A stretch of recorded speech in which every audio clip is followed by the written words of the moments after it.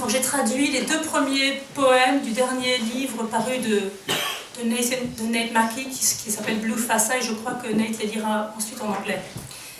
Alors, le premier, Une nuit à Jaipur, Mu, 65e partie. Lakshmi pleurait tandis que nous sortions, annuité de la dévotion bleue en boucle et ramenée, l'attrait de la réticence restant à s'accroître. Hors du commun, ils avaient dormi ventre contre ventre, poils de l'un pressés contre ceux de l'autre, jambes contre jambes, tout ce qu'ils auraient sinon été tenus en respect, baisers rémanents de Krishna. Quelle que fût l'étreinte après coup qui la retenait, nous écoutions. Au cœur, le creux du bambou, flûte de bambou percée au fer en tonnes, embouchure que son souffle amadouait. Hara, lèvres en losange, relâchées, langue à s'être attardée sur la langue, moins qu'un souvenir. Sonde ce qui aurait pu être. Lakshmi pleurait tandis que nous cheminions, naissance après naissance, creux à 2 têtes, frappés aux 2 extrémités, bûche où nous dormions, scribe de Mira, bouquet de boue. Assis sans jeu à la table de jeu, éclat de sitar martelant l'unique lustre de la nuit, parla, crépitant, fit parler le crépitement. Un baiser diffus, près du sol, en reconnaissance bleue. Voix dit aussi taverne en vrac. Bar, sois mon hôtel, chantait-elle, moitié chant, moitié pleurs. Le lien de Lakshmi, un abattement. Tenue, mais non nue. Réduction avait tenue, corpulence ecclésiale. Corde piégée nous coupait les pouces. Si tant est qu'il y avait un jeu, ce n'était pas le sien, l'entendîmes-nous insinuer, qui dernièrement s'était mise à être ailleurs, la défunte qu'elle serait un jour. Moitié chant, moitié pleurs, comme nous demeurions égarés à la table de jeu, nos pouces, 2 mains gauches, aucun pouce auquel se raccrocher. Tenue pas eue était sa nouvelle voix, qui parvenait à ses fins. Avec nous, tenue pas eue, son regret gourd. Lakshmi chantait tandis que nous restions coincés à la table de jeu, les mains maintenues par des cordes sympathiques. Être était être sur son ordre, cherchant la consolation charnelle, l'incorporel, l'attrait réticent semblait-il. S'y prendre, elle savait, avec la voix de Krishna, sous les dehors d'une belle rebuffade. Nous avions été portés par un vent dont nous ignorions qu'il soufflait. Notes arrachées, s'attardant à chaque instant, parfum phonique semblait-il. Semblait dire couvrez, semblait dire récolter, semblait ordonner d'atteindre l'au revoir, continuait à atteindre, semblait avoir dit tout, avoir dit non. Assis en l'air, nous regardions en nous-mêmes. 5 épaisseurs aurions-nous à franchir pour atteindre ce qui était au-dessous. Un murmure sourd montait de dessous la table de jeu, la dette de la chance remise, le pari de la romance annulé.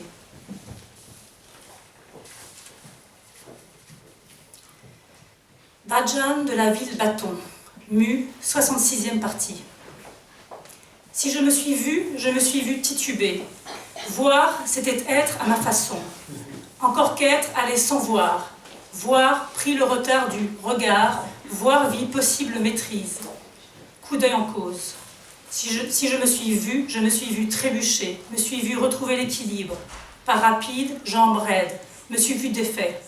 Glisser sur les marches que j'avais gravies, de tout mon long sur le sol que j'avais foulé. Pour autant, ceci pour dire qu'il y avait un jeu, ce n'était nul autre. Dernièrement, lâchant prise sans s'en sortir. Je me suis vue, j'ai vu, aucune piste parallèle n'interférait. La voix que je pensais sienne était mienne. Non, si c'était moi, moi-même ma propre Mira, mon doux Krishna, à moi, pointe de la langue touchant mon oreille, laquelle sinon la mienne? Soufi, sulfitique, résineux, un vin fin chavirait ma langue, me coupait les pattes. Jambière noire, moite de la sueur des jambes, ce goût-là, perdu, je n'étais à nul autre. Le bouquet du vin de taverne en vrac, implacable. Le bouquet du vin de taverne en vrac, impitoyable, perdu. J'étais juste mon propre de tout mon long. Moins d'une seconde étendue là, étendue à regarder par-delà le plafond, étendue à regarder le ciel. Les étoiles étaient d'infimes trous d'épingle dans la noirceur qu'était le ciel de nuit. Noire jambière, diffusant la lumière qu'elle filtrait, l'âcre bouquet de taverne en vrac. La voix que je croyais celle de Mira habitait l'étoffe soulevée, l'aromatique sueur de jambes, l'étoffe sous l'étoffe, l'être des dessous au-dessus de moi, à hauteur de ciel.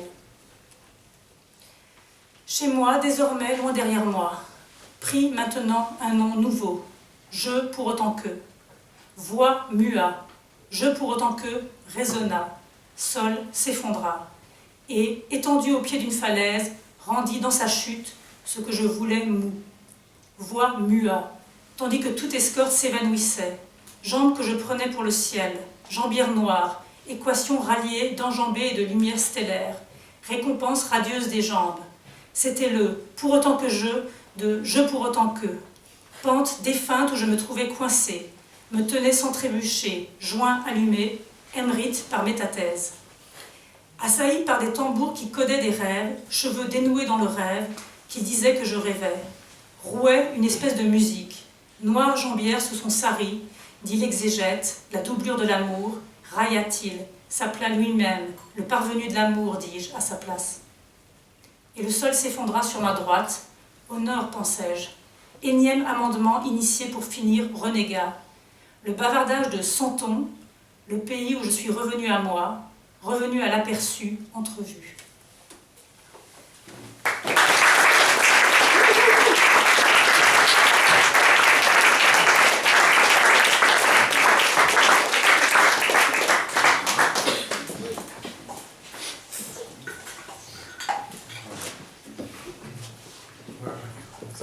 Thank you very much for this. Very interesting to hear them in French. And thank you for being part of the group that invited me here.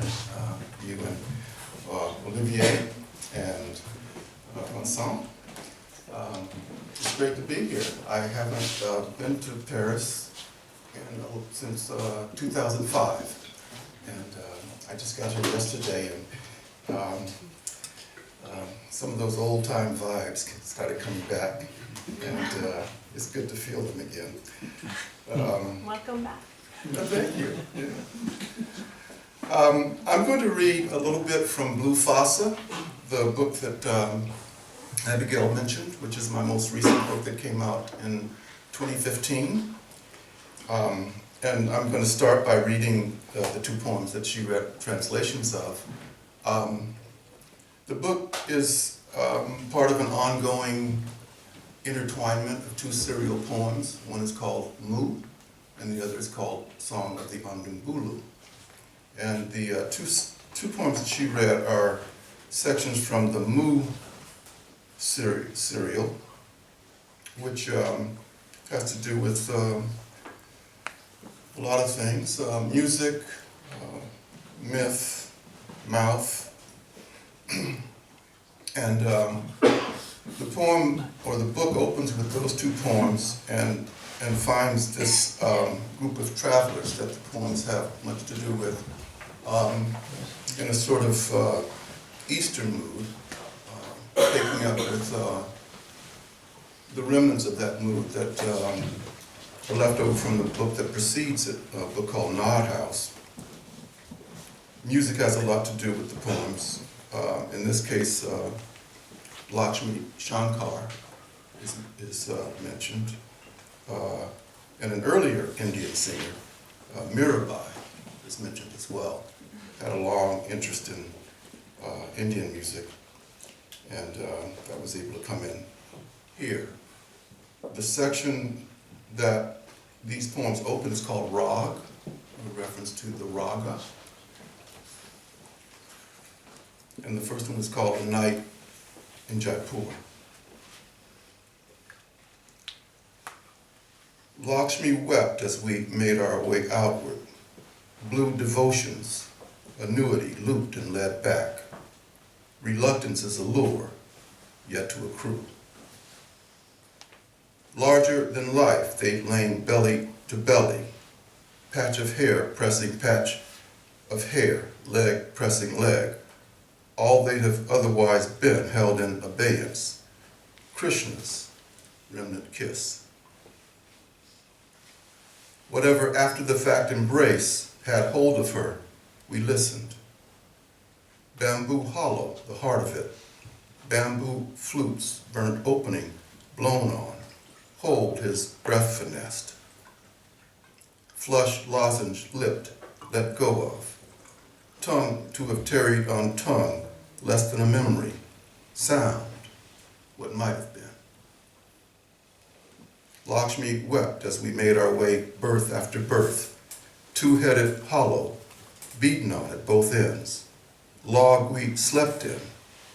Mirrors, amanuenses. Mud, bouquet.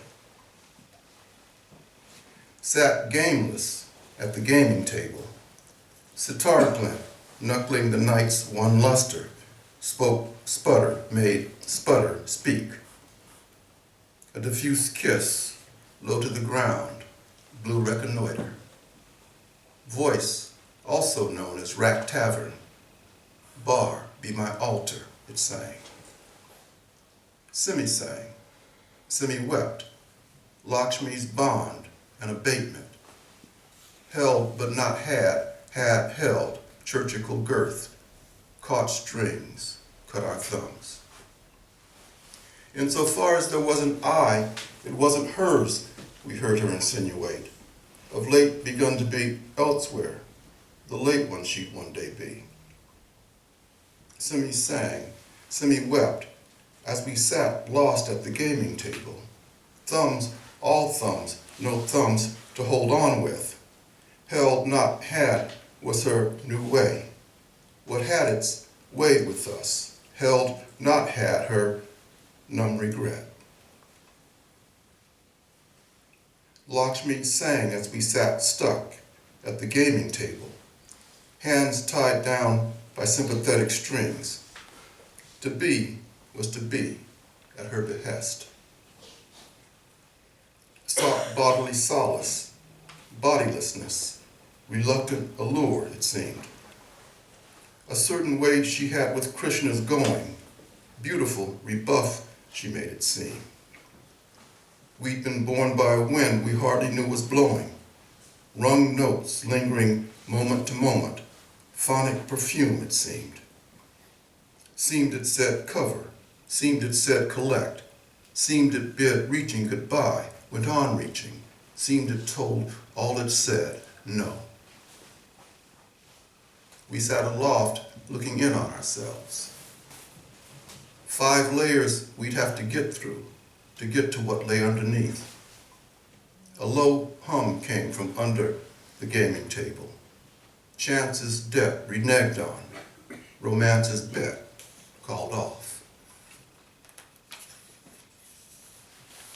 And the poem that follows is called Stick City Bhajan. A bhajan is an Indian devotional song. And this was written when I was starting to have problems with my leg and hip and limping around and walking on a cane. And I tried to get some leverage on it, some humorous leverage on it by calling it Stick City. I had moved to Stick City, which is a serious place on one's itinerary.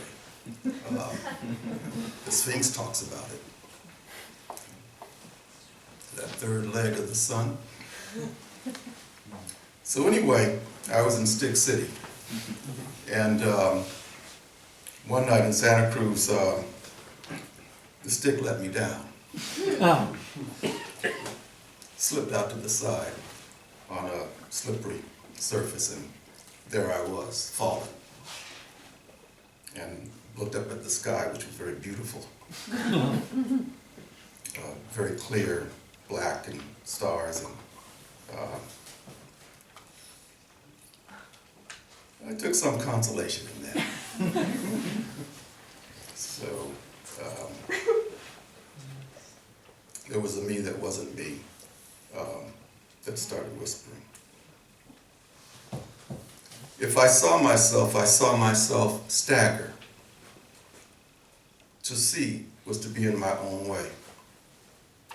albeit to be went without looking. C caught looks delay. C saw possible miscue. Look-see made it so. If I saw myself stumble, saw myself steady myself. Quick step, leg stuck, saw myself undone. Slipped on the stairs I'd begun to go up, lay flat on the floor I'd walked across. Insofar, this was to say, as there was an I, there was no other. Of late, letting go, no letting out. I saw myself, no parallel track intruded. The voice I thought his was mine, no if it was me, myself, my own mirror, my own sweet Krishna, tongue's tip touching my ear, no one's if not mine. Suffic, sulfitic, resinous, a thin wine took my tongue, took my feet away. Black leggings moist with leg sweat, the taste of it, lost, I was no one else's. Rack Tavern Wine's bouquet, unremitting, Rack Tavern Wine's bouquet, unmerciful, lost, I was only my own, I lay flat. Less than a second I lay there. I lay looking up through the ceiling. I lay looking up at the sky. Stars were tiny pinpricks in the blackness the night sky was. Black leggings wafting the light they let in. Rack Tavern's acrid bouquet. The voice I thought mirrors, inhered in lifted cloth. Aromatic leg sweat, cloth under cloth, underness above me, sky high. Homes near side far behind me took now a new name, I insofar. Voice broke, I insofar resounded. Ground fell away and lay flat at the foot of a cliff, made as it slid what I wanted moved. Voice broke as all escort faded.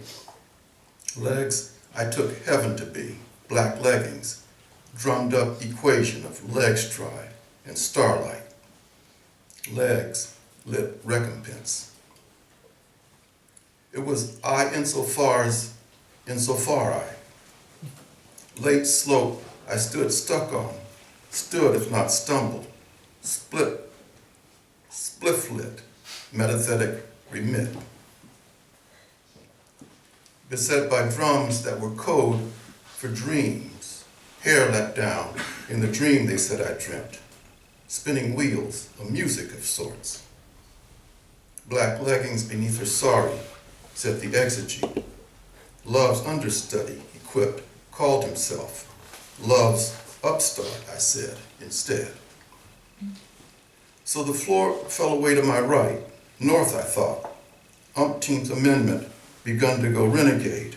Lactones chatter, the country I came to, coming to, the glimpse I caught.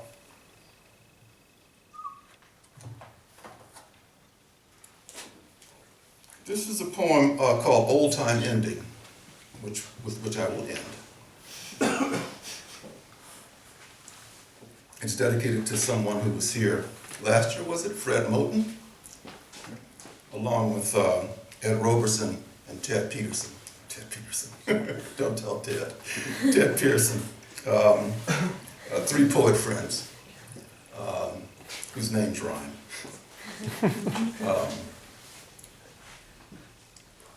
One of the things that stood out to me in studying African American folklore are these formulaic endings that you find in some of the folk tales,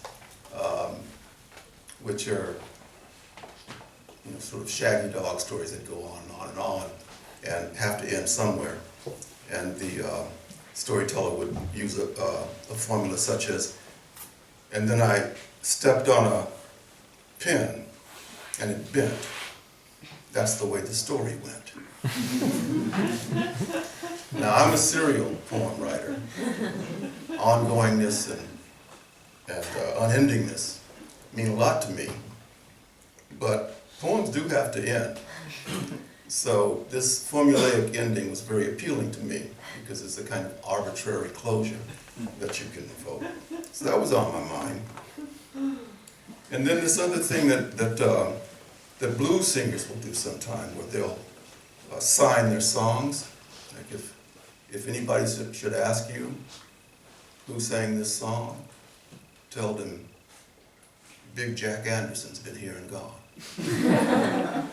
It's another kind of closure. So old time ending, I was thinking about that, and also thinking about a rhyme. Hence, Ed Roberson, Ted Pearson, and Fred Moten.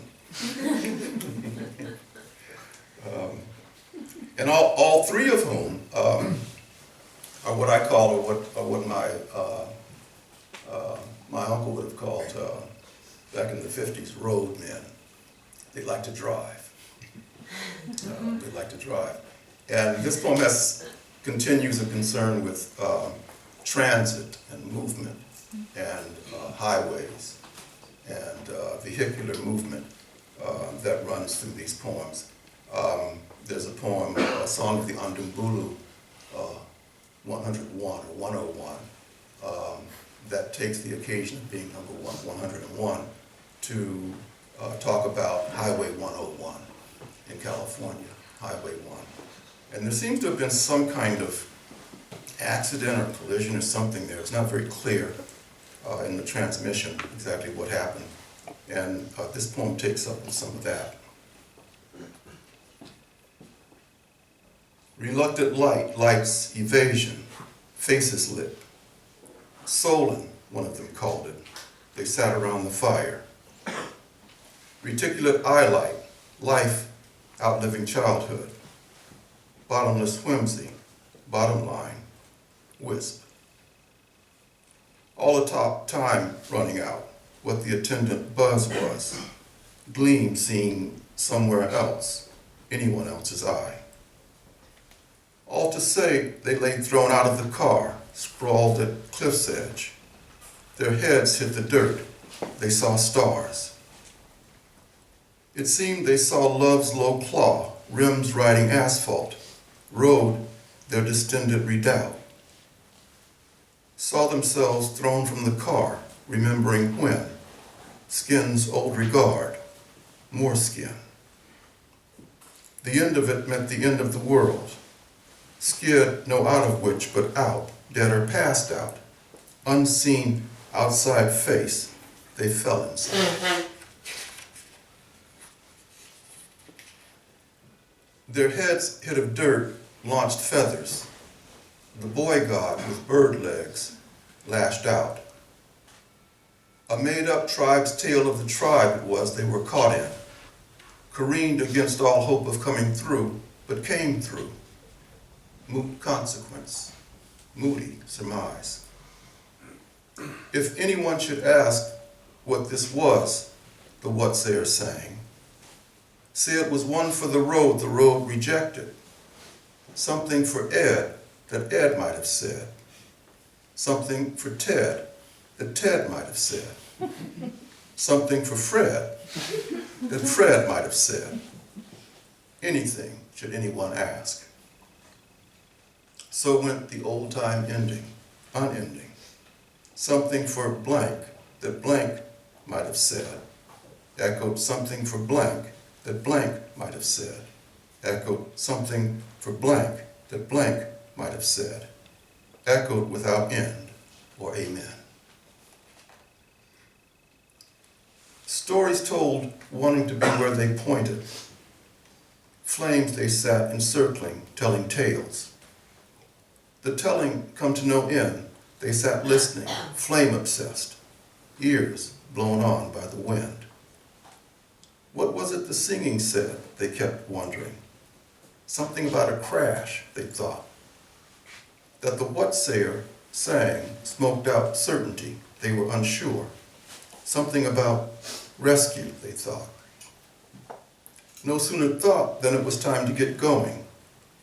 Trip City loomed outside the woods' theoretic rest. bait they were bent on reaching, that much more. A madman at the wheel, they heard him whisper. The boy god's low-key invective to no avail. Rocked from side to side, put upon by Shabby, a madman at the wheel beyond a doubt. Rocked from side to side, a boat it might have been. The bird-legged boy, its masthead had it been. A slur pulled at the side of his mouth. This the Isthmic trek to Trip City. Car, no metaphor. Inveterate skid, no allegory. The ditch they ended up in, literal. Everything resolute, real. So they thought, or so they said they thought. Thought disputed it. Mr. P's law was that thought would have none of it. So much of what they said they thought refuted. Mr. P's accomplice, they complained. No sooner that than the skit they thought endless ended. No sooner that as though complaint made it so. An increased immunity came over them. What said cover, thoughts qualm and rebuff. Covers what said complaint. Covers what said compliance it was. Whatever worked out ad hoc. The tale's torn cloth, what all there was of it. The tale's rending, not enough. They awoke some other morning, on some other side of morning, happy to awake, but happy sad to be awake, unsure they were awake, surprised. They were getting to be chagrined again. No one could say what they made of it. Road gone from as it was, awoke from what? Sprawled in what was known as aftermath, light's disguised arrival, light's abject address, light looking into which they could only squint, go off the road with a highway bent. That was the way the story went. Thank you.